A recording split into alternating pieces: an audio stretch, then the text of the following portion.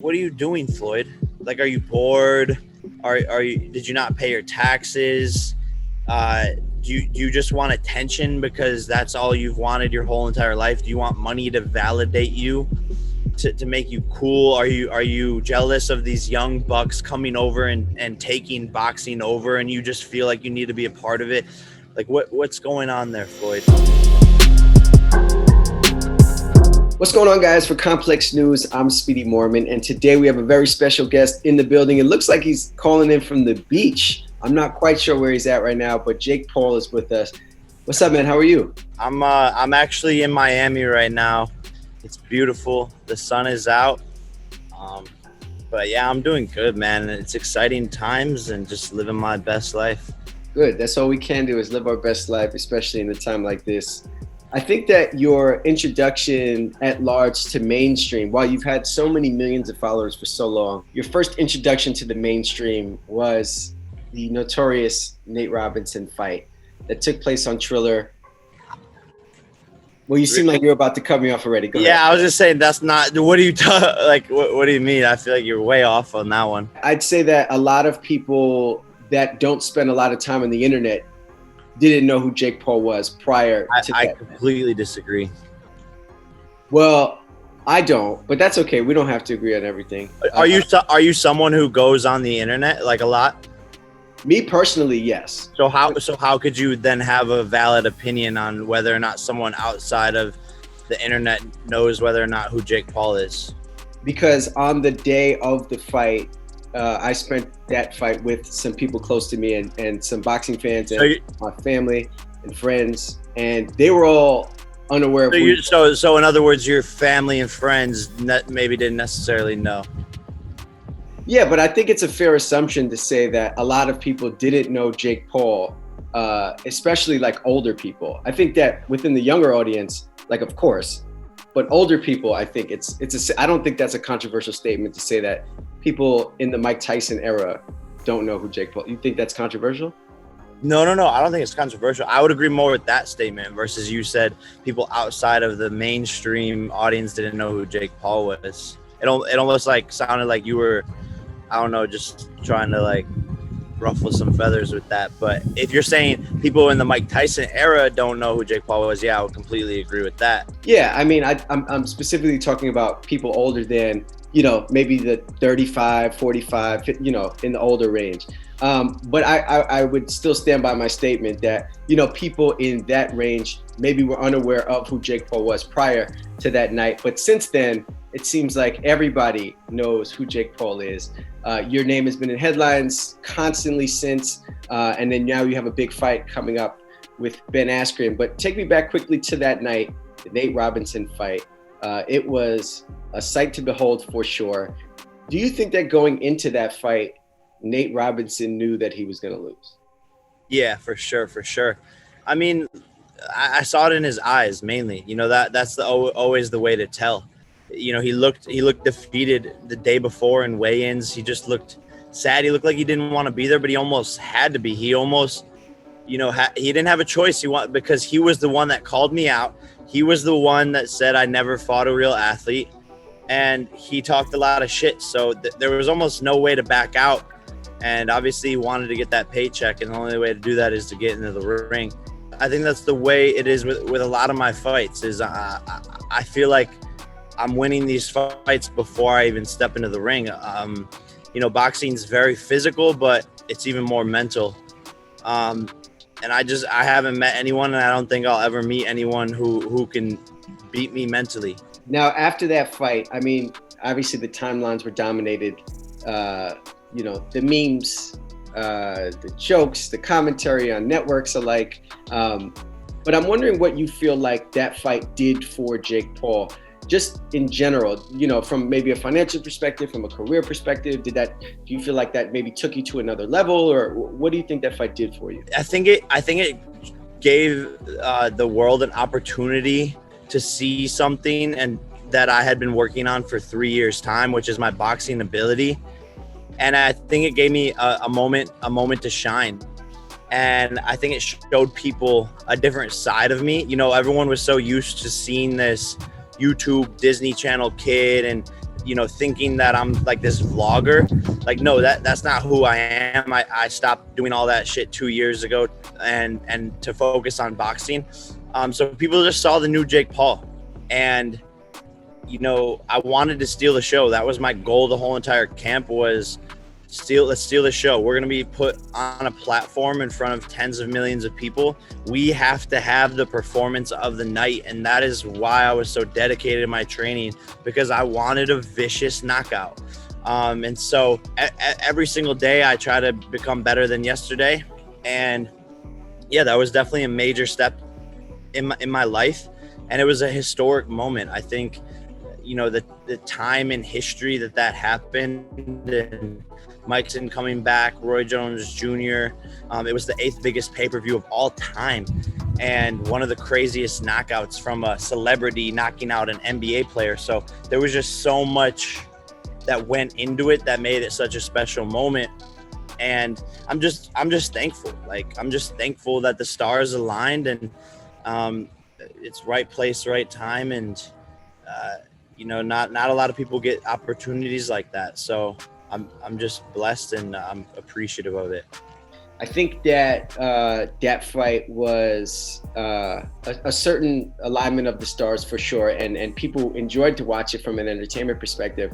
And I imagine that a flurry of people reached out, and you spoke to so very many people afterwards. But I was told that you spoke to Drake after that, and that he reached out. I'm wondering, what was that conversation like after knocking out Nate Robinson? I was drunk, man. I was really drunk after the fight, because I go sober for like so long. And then after I win, I just go crazy. So I don't even remember what was said. I think there was like a bunch of other celebrities calling me too. I just remember like bits and pieces of it. To be honest, the whole night was like a blur.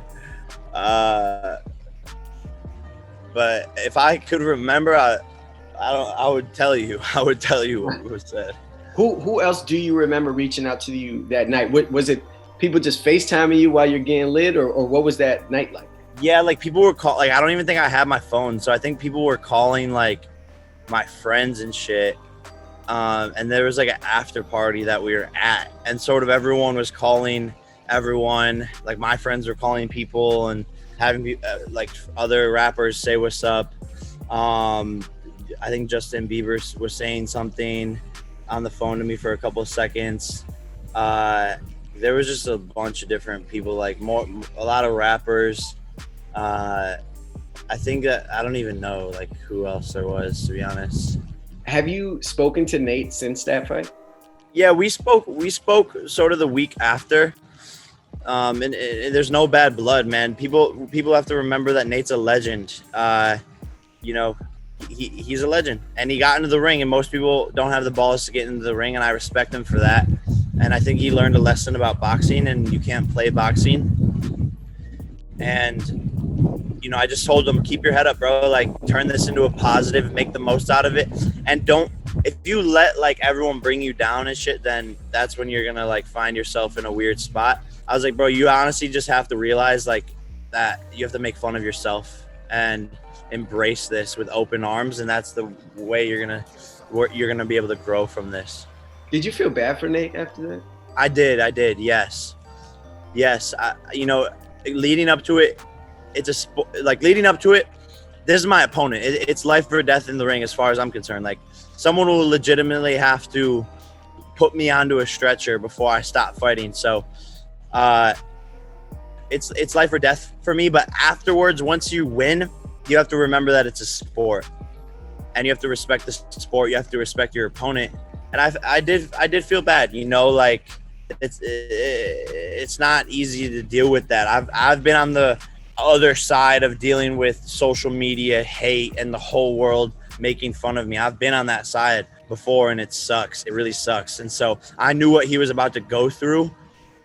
And you don't want to see anyone like that. He has a family. He has, I think a wife and kids. So it's not easy to deal with any of that.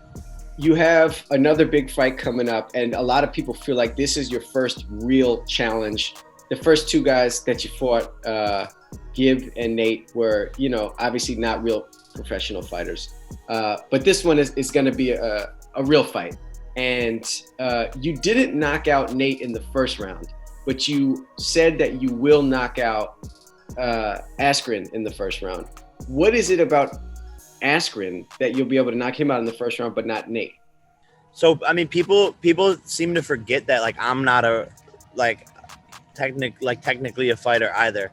So everyone after I knocked out Gibb was like, oh, well, he wasn't that good. That fight a real athlete, fight someone who's actually not a YouTuber. So I fight a world-class athlete in Nate Robinson, and then I knock him out easily, and people are like, oh, well, he was just an NBA player. Well, cool, I'm just a fucking Disney Channel teen actor. So, like, why are people making excuses for this guy? But okay, cool. You guys want me to fight a real fighter? I'll do that. That's why we chose Ben Askren. He's a real fighter. Like you said, it's my first real challenge. You know, he is. Do you not feel like it's your first real challenge? Because, like, I'm gonna knock him out. Like, very early on in the fight. You know, yes, it is a challenge. Yes, it is a step in the right direction. But I feel invincible. I feel like whoever they put me in the ring with is gonna get slept. And that's just the belief I have in myself, and that is why I believe Ben Askren will go down in the first round. In the Nate Robinson fight, he made it to the second round, but the ref should have stopped it in the first. He gave him 20 seconds to get up. And quite frankly, Nate Robinson was really awkward. Like, the way he came in, I had to figure him out for a second. It was almost harder than fighting a real fighter because he just wasn't doing anything that a real fighter would do. So in practice, I'm sparring against these guys who are actually good at fighting, and like I get used to that. I get used to understanding like how to counter them, how to move, how to attack them. And then all of a sudden Nate comes in and is trying to tackle me. He's running in, then he's running away, then he's running in. Like, that was almost harder to deal with than some of these real fighters. So when Ben comes in, I think he'll just be easier to time. So basically then in lesser words, you feel like Nate Robinson was more of a challenge for you than Ben Askren will be. Yeah.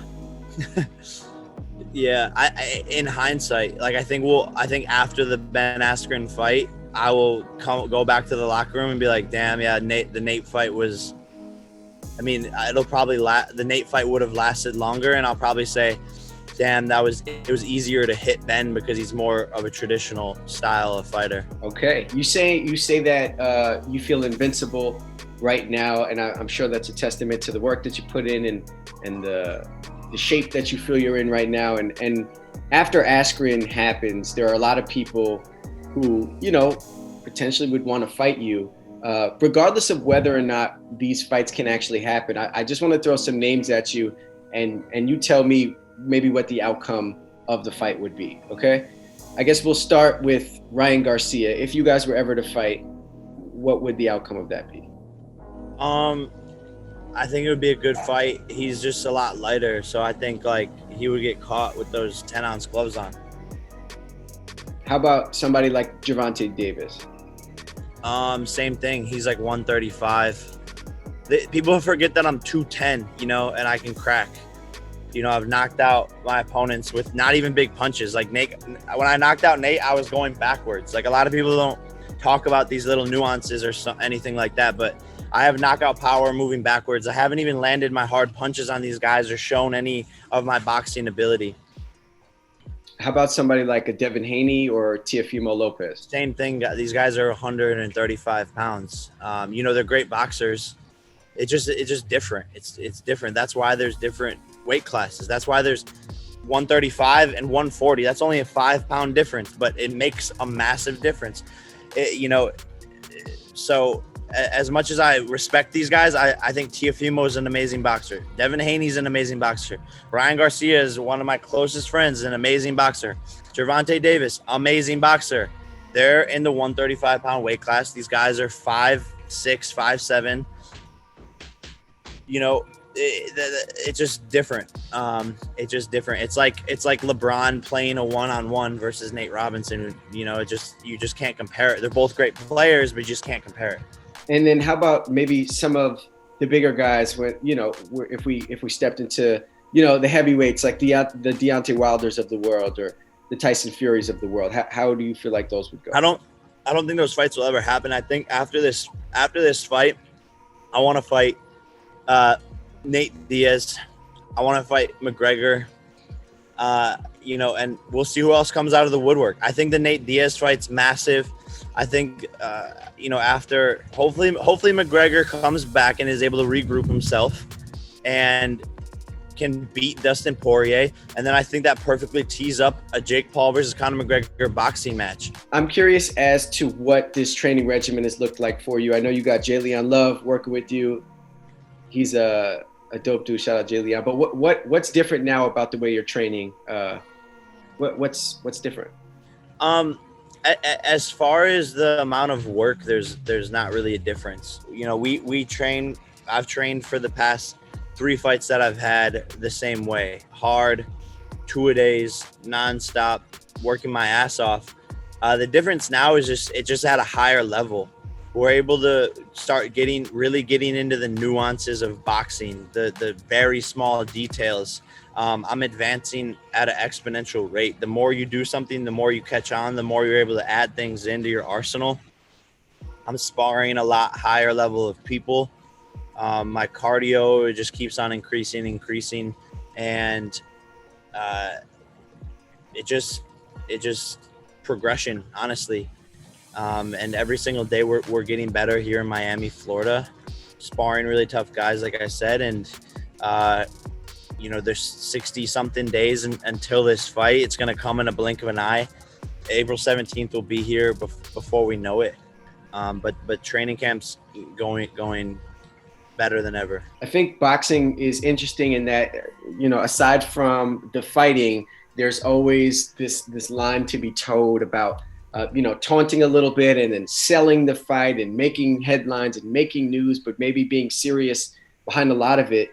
And, you know, you are in the headlines all the time. You're really, really good at, you know, making these bits go crazy. I'm wondering if, you know, at a certain point, is it frustrating for you to see people maybe not take your boxing seriously, which would then cause you to have to say things back and it would lead to some sort of exchange?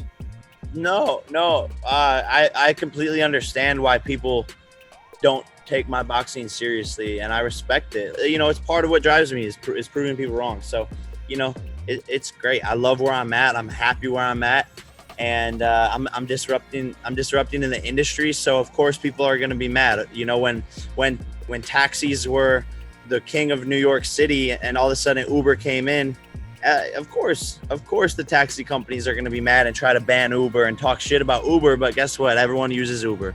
No, that's real. You know, you say that it's important to be confident and go to your dreams with the suitcase. You've now caught the attention of the biggest there are in the sport. I mean, you know, you and Floyd have been exchanging shots back and forth. He was initially supposed to fight your brother, and then that got pushed back.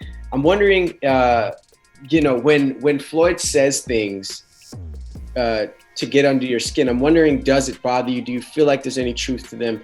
When he says things like, you know, you steal black culture, does that bother you at all? No, he's an idiot. He's making himself look so stupid on such an important topic. And especially at the time we're in America, where all of us need to be united, and he's continuing to, you know, use his platform to rip people apart. It's embarrassing. It doesn't get under my skin at all. Everyone sees how out of pocket he is. I didn't even respond to it because it just was self-explanatory. It was like, look at this guy who just got cooked. He got put on ice skates, fell on his ass, and tried to come back with making his post about race. It's thirsty. That's what a rat would do. That's what someone with no integrity would do. And it's just corny to me. It's bullshit. And and that's, everyone sees through it. I have people coming up to me about that situation specifically, of all races and all kinds and all walks of life, being like, damn, Floyd looks like an idiot with that, and you shouldn't even respond. And that's the route I took. What do you feel like this does for Floyd's legacy when he says things like that you're stealing black culture? What do you think it does for him? Yeah, no, it's you hit the nail on the head. You know, he's ruining his legacy with how he's moving these days. You know, he out of nowhere, you know, it seems like he's just sporadic, and out of nowhere he's like calls me out and posts a flyer of our fight that hasn't been talked about. He posts a flyer that looks like a 5-year-old kid made it onto his Instagram page. Like, what are you doing, Floyd? Like, are you bored? Are you, did you not pay your taxes? Do you just want attention because that's all you've wanted your whole entire life? Do you want money to validate you, to make you cool? Are you jealous of these young bucks coming over and taking boxing over, and you just feel like you need to be a part of it? Like, what's going on there, Floyd? Something's off, and someone with a brain, that everyone can see that. So he's ruining his legacy. Do you feel like you spoke about, you know, this maybe jealousy of you know, you and the young bucks coming up in the game? Do you feel like that's maybe the root of a lot of the hate that you and people in your space are getting? Like, maybe these people that don't want to see this changing of the guard. You know, you made the analogy of cabs and then Uber. Do you feel like maybe that's where some of the other boxers' frustrations are coming in? 100%. Like, yes, it's jealousy. And they feel like their power is being stripped of them, because it is. And of course they're going to lash out. No one likes that. As a man, you know, if someone comes in and is doing better than you and making more money than you in any industry, you're going to be like, fuck these guys. So 100%, but that's not my goal. I don't want to take money from people. I don't want to like come in and own boxing. I want to help everyone grow and show other boxers like, this is how I'm doing it, and it's working. You know, social media, promotion, marketing myself, content, talking shit, like making viral videos. This is the new way of boxing. This is how I'm doing it. You can hate on it, or you can maybe, you know, get involved somehow. Learn from what I'm doing, because it's working. I don't want to take anyone's spot. I don't want to be like, look at me, I'm the biggest and baddest, and I'm taking over boxing. Like, I want to make boxing better. I want to bring more eyeballs to the sport, and I want everyone to win, because I believe that boxing helped save my life in many ways. It helped save my mental, everything. And so I want 5-year-olds, 10-year-olds to watch what I'm doing and pick up boxing gloves and get inspired. And I want the sport of boxing to grow, and I want everyone to win. But obviously, you know, there's going to be hate when you're a disruptor. Ryan Garcia, you know, this is obviously a friend of yours, but years back, he reached out to you in some way to be a part of your team. Is that right? Mm-hmm. What was that? So, he's smart. At the time in 2017, I had my social media label Team 10, which signed influencers underneath me. I would sign kids with like 50,000 or 100,000 followers and blow them up to 4, 5, 6, 7, 8 million followers, and help them monetize and brand themselves. And he saw that, what I was doing, and he reached out to me. He's like, hey bro, have you ever thought about putting a boxer on Team 10? I didn't see the message until like 2020, but and by that time he was already Ryan Garcia. But it's just interesting because he's had his finger on the pulse, you know, since 2017. And this is one of those situations where you have to be ahead of the curve. You know, you have to be 10 steps ahead of the curve. I think a lot of people know that they have to do social media now and know that they have to brand themselves and make content. But you're already sort of behind the curve. It's like, if you want to go invest in a stock, if people are already talking about it, it's too late. Like, you have to know what's next before it's next. And not a lot of people can do that or are innovative enough or have their finger on the pulse of like what's going on, or even just creating the next wave in general. A lot of people are just following other people's footsteps versus creating the next wave, which is what I'm a huge proponent on. Yeah, you say you pride yourself in being a businessman. If I was to take you back to the time when, you were landscaping and making $10 an hour, and now I told you you'd be sitting here on a beach in Miami preparing to fight for millions of dollars, would you believe me? No. No, I really wouldn't, man. It's funny because when you were like sort of saying that, like, I remembered a moment when I was like 16 and I was in this backyard somewhere in the middle of Ohio, literally in the summer. It was like 120 degrees, humid as shit. I was digging mud holes in trenches for like an irrigation system, sweating my balls off, getting stung by like a million mosquitoes, had mosquito bites everywhere. There's poison ivy. And I was just in the backyard, like working for $10 an hour. But like, I was genuinely happy. And I just was there with my friend. And I was like, yo, bro, we're going to open up a grocery store one day. And because like everyone needs food. So like, we're going to be rich, because if you think about it, everyone needs food, they need water, and they need clothes. So we're going to have a grocery store. And my friend was like, yeah. And like, we were literally digging these holes in the backyard, like coming up with the names for like the grocery store. So like, I don't know, it reminded me of that moment. And it's sort of crazy. I was like 16 years old at that time, but I just think I always like wanted more and just like had ideas for more. And I think that's where it starts. It starts with taking that first step down the right path, and who knows what it leads to. I moved to Los Angeles to act and do Vines, and now I'm a professional fighter, and we're probably going to fight Conor McGregor for hundreds of millions of dollars in the next 36 months. So I just encourage kids out there to take that first step, because you never know where it's going to lead you. Like, just if you see opportunity, break that door down and go, because you're not going to start here. You have to start there. And that just makes the whole journey 10 times better. You started at $10 an hour, and now a Google search says that your net worth is $20 million. Is that accurate? No, I made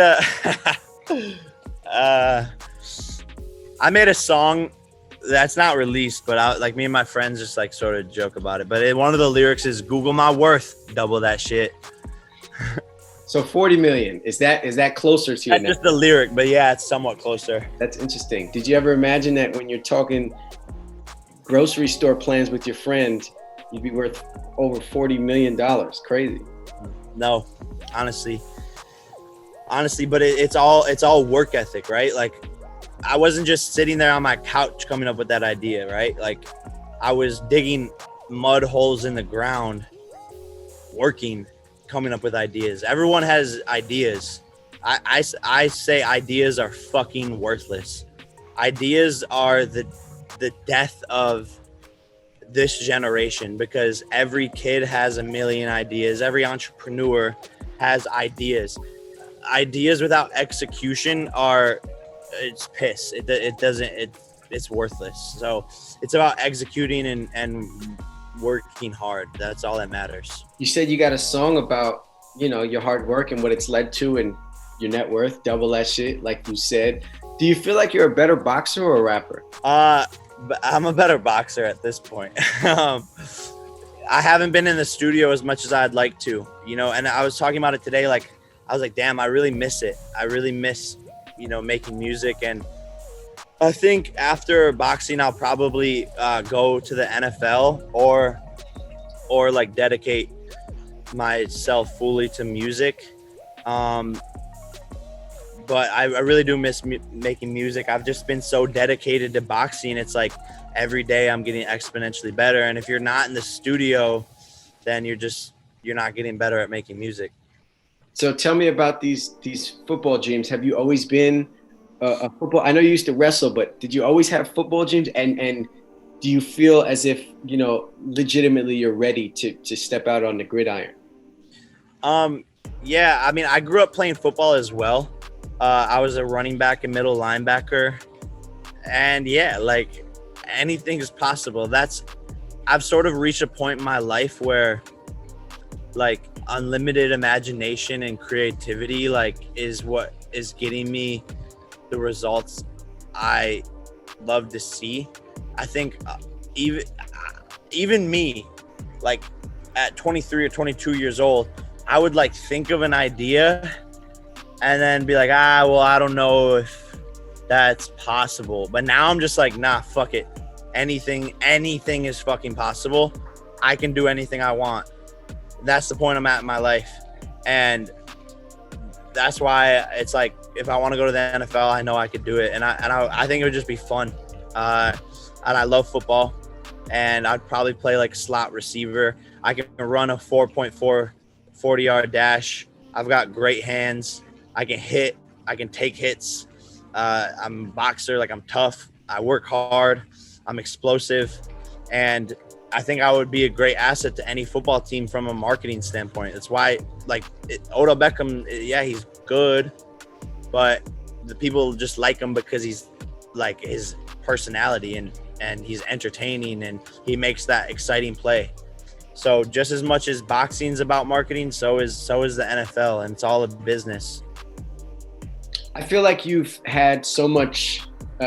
You've had a lot of difficult times, I think, in your short career so far. I think you've not shied away from controversy. There's been, a lot of stuff that's happened in your career that maybe would have ended a lot of other people's career, right? When you're rapping and there's video that leaks of you saying the N-word, or there's, you having a house party during COVID. And if this happened to maybe anybody else, it wouldn't have ended the way that it did. But it's almost been, you've almost come out of this unscathed. It's like you're Teflon and nothing is able to stop you. Why do you feel that is? Why are you so resilient and able to just withstand almost anything that comes your way? Yeah, I think it just starts with knowing who I am as a person. So and knowing that I'm a good person. Like like when people hear that, or even them watching this interview, they're like, yeah, fuck this kid. He's just like saying that for this interview. Like, no, anyone who meets me knows I'm a good person. Anyone who meets me, I'll probably be friends with you. Like, I can get along with anyone. I was the kid in high school who sat at the football players table, who sat at the band members table, who sat at the girls table. I was friends with everyone. And I've been painted into this bad light because of controversies and stuff. But at the end of the day, I know who I am, and people can't chink my armor because, yeah, I'm going to make mistakes. Everyone's going to make mistakes. I just happen to live my life from 16 to now 24 on camera under a microscope. So it comes with it. And like you said, it's about